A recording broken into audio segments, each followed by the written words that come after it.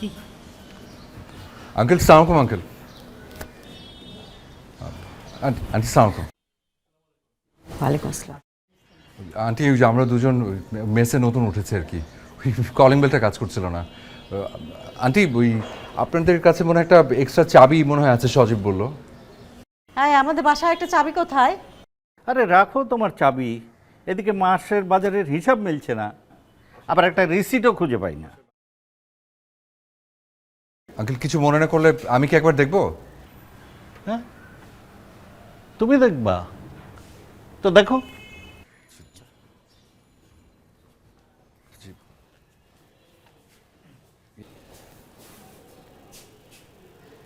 এই একটাই না? একটাই। ও আচ্ছা, এখানে আঙ্কেল ওই যে আপনার 112 টাকার হিসেব মিলছে না, ওই চিনির দাম দুবার লিখে ফেলেছেন। ও আরে তাই তো। হ্যাঁ, তুই তো দেখছি একেবারে তুখড় গণিতবিদ। না না, 1 সেকেন্ডের মধ্যে হিসাব কমপ্লিট করে ফেললাম। তা তোমার নাম কি? জি আমার নাম রিফাত। আর তোমার? আমি ভিকি। আচ্ছা, নাস্তা করেছো? জি না, কখন করলি? না, করিনি। চলো আমাদের সঙ্গে নাস্তা করবে। না না আঙ্কেল, একেবারে না করবে না, চলো এসো।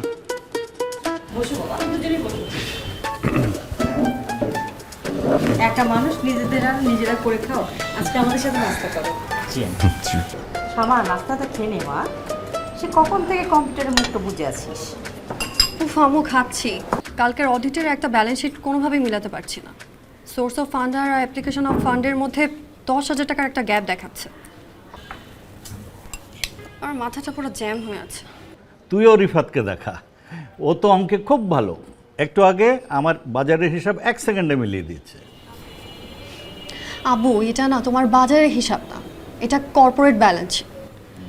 আমি বিবিএ শেষ করেছি, আমিই পারছি না, আর উনি। আপনি বোধহয় ডেফার ট্যাক্স আর ইকুইড এক্সপেন্সের এন্ট্রিটা দুবার করে ফেলেছেন, অথবা কোনো একটা লায়াবিলিটি অ্যাসেট সাইডে বসে আছে। না মানে আমি ওই অ্যাকাউন্টিংয়ের টিউশনি করেছি তো, এই জন্য একটু একটু বুঝি।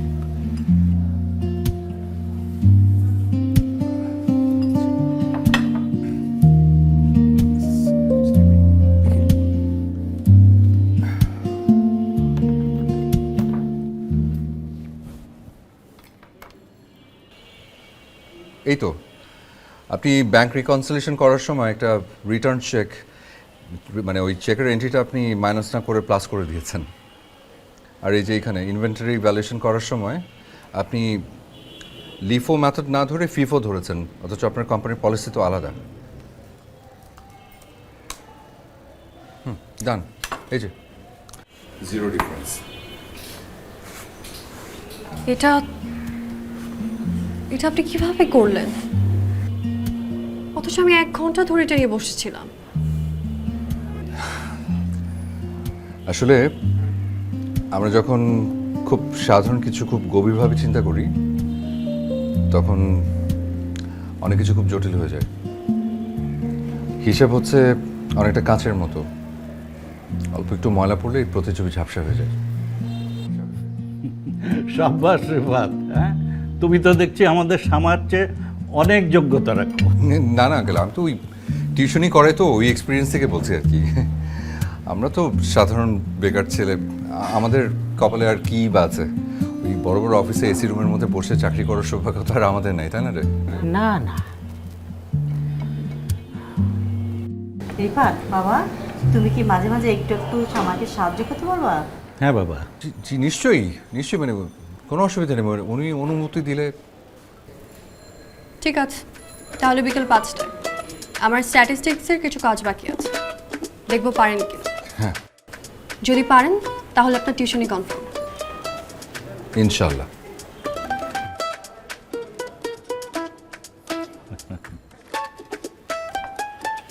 আমাদের কিন্তু ব্যালেন্স শিট মেলাতে গিয়ে আমার হার্টবিট মিলে ফেলছিস। হ্যাঁ, তাতে অ্যাকুরেট অ্যাকাউন্টিং করলে ম্যাটার সব। কি ফিস করছেন? না না, মানে ওই ও আসলে অনেক লাজুক তো, ওই একটা কথা বলতে লজ্জা পাচ্ছে। কি? যে তরকারিতে নাকি অনেক ঝাল। আমি তো আবার ঝাল একদমই খেতে পারি না।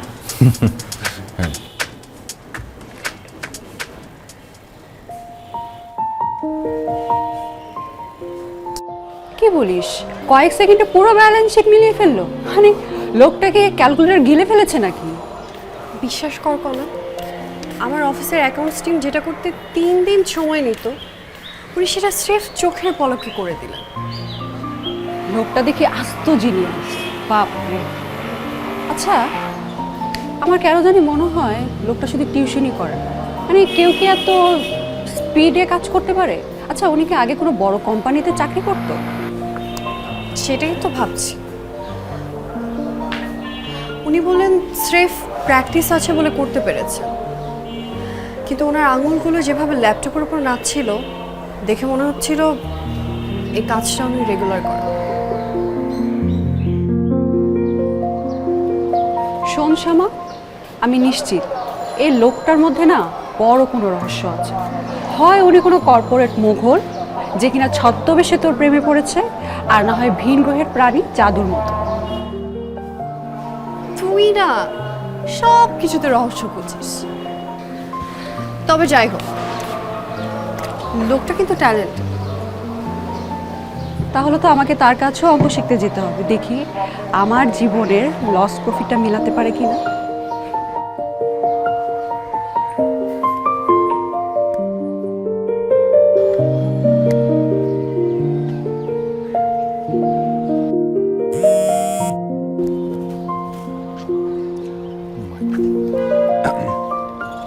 হ্যালো হ্যালো আম্মু, কেমন আছো? এখনো কি লন্ডন নেই? হ্যাঁ বাবা, হোটেলে। আর তোর বাবা একটা বিজনেস ডিনারে। ও কায়ুম বলল তুই নাকি গত 3 দিন বাসায় ফিরিসনি। তুই কোথায় বাবা? মানে আম্মু, আমি আসলে একটা আর্কিওলজিক্যাল মিশনে এসেছি, মানে একটা রত্নের খোঁজে, একটা দুর্লভ একটা রত্ন, ওটারই উদ্ধার কাজ চলছে। রত্ন? তুই কি এখন মাটি খুঁড়ছিস? আর কি রত্ন ওটা? হীরা? না আম্মু, হীরার চেয়েও অনেক দামি। বললাম না, দুর্লভ, সচরাচর পাওয়া যায় না। ওখানে খাওয়া দাওয়ার কি খবর? খাওয়া? রত্ন পাওয়ার আনন্দে একদম পেট ভরে গেছে আম্মু। আর তাছাড়া এখানে একটা স্যুপ পাওয়া যায়, গোল্ডেন গ্লেজ স্যুপ, এত মজা। আচ্ছা শোন, রত্নটা নিয়ে জলদি বাসায় ফির। তোর বাবা শুনলে কিন্তু খুব টেনশন করবে।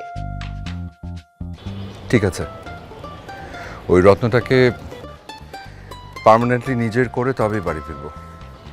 ওকে আম্মু, আম্মু এখন রাখছি, আমি তোমার সাথে একটু পরে কথা বলি।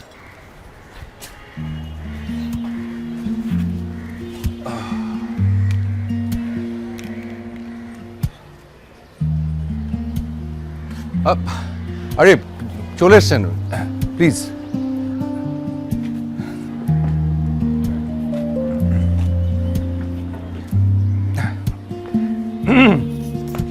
তো কি জানো, একটা প্রবলেমের কথা বলছিলেন। বলছি, এই যে প্রবাবিলিটি আর স্যাম্পলিং এর চ্যাপ্টার। আমার অঙ্ক মিলছে না তা না, আমি আসলে বুঝতে চাচ্ছি এই থিওরিগুলো বাস্তবে কিভাবে কাজ করে, নাকি এগুলো শুধু বইয়ের পাতায় নম্বর পাওয়ার জন্য। বাহ, চমৎকার প্রশ্ন। আসলে স্ট্যাটিস্টিক্স হচ্ছে ভবিষ্যতের আয়না। আপনি যদি ডেটা ঠিকমতো পড়তে পারেন, তাহলে আপনি বুঝতে পারবেন যে সামনে বড় কোনো ঝড় আসছে না সুবাতাস। বড় বড় ব্যবসায়ীরা এটাকেই কিন্তু অস্ত্র হিসেবে ব্যবহার করে।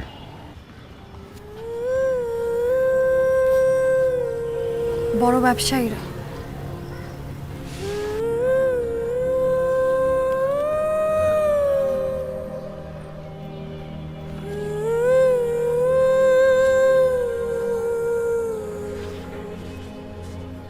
মানে আপনি বলতে চাচ্ছেন বড় লোকেরা,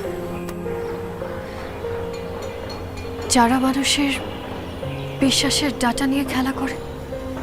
আসলে আমি আসলে বোঝাতে চেয়েছি যারা বড় বড় ডিসিশন নেয়, যেমন ধরুন রিস্ক ম্যানেজমেন্ট, আপনি যদি সঠিক ডেটাটা ঠিক মতো পড়তে না পারেন মানুষ আপনাকে ঠকাবে। আর ব্যবসাতে বিশ্বাস অবশ্যই জরুরি, কিন্তু অন্ধবিশ্বাস বোকামি। অন্ধবিশ্বাস বোকামি? আপনি কি জানেন, আমারও একজন বড় ভাই ছিল। আমার ভাইয়াও একজনকে বিশ্বাস করেছিল। সেও প্রফিটের অনেক বড় বড় হিসাব দেখিয়েছিল।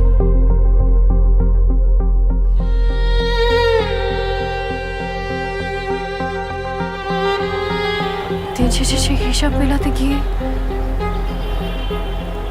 আমার ভাইয়াকে তার জীবন দিতে হয়েছে।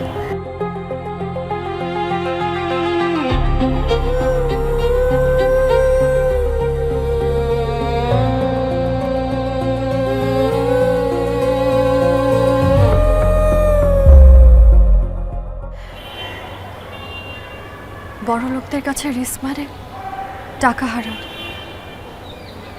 আর আমাদের মতো মানুষের কাছে রিস্ক মানে জীবন হারানো।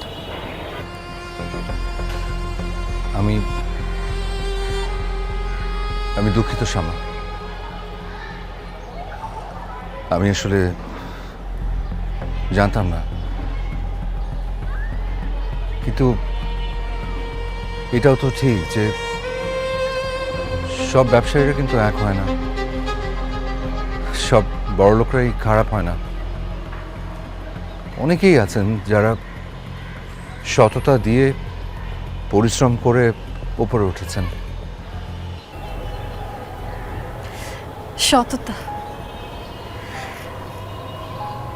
বড় লোকদের ডিকশনারিতে এই শব্দটাই নেই। তারা শুধু চেনে লিভারেজ।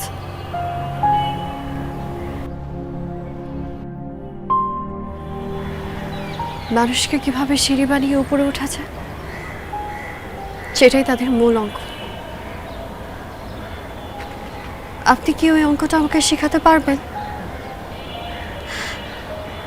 কিভাবে মানুষকে ঠকিয়ে বড় হওয়া যায়?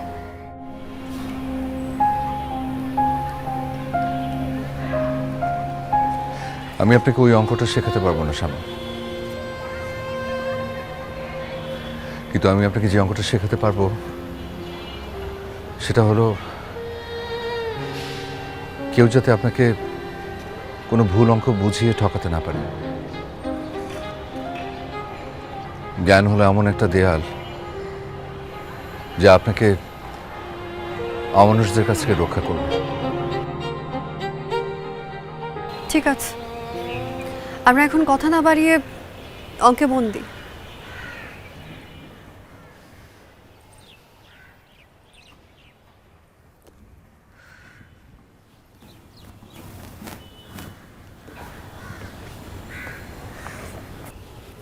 এই যে এই লজিকটা বুঝিয়ে দিন তো দেখি।